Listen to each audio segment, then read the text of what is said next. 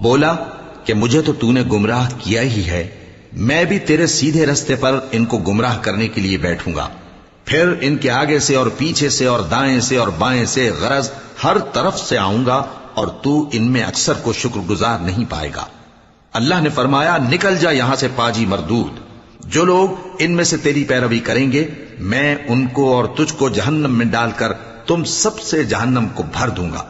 اور اے آدم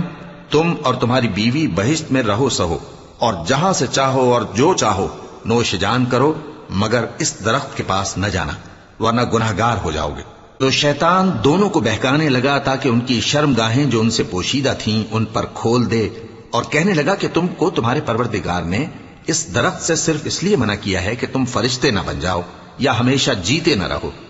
اور ان سے قسم کھا کر کہا کہ میں تو تمہارا خیر خواہ ہوں۔ غرض مردود نے دھوکہ دے کر ان کو معصیت کی طرف کھینچ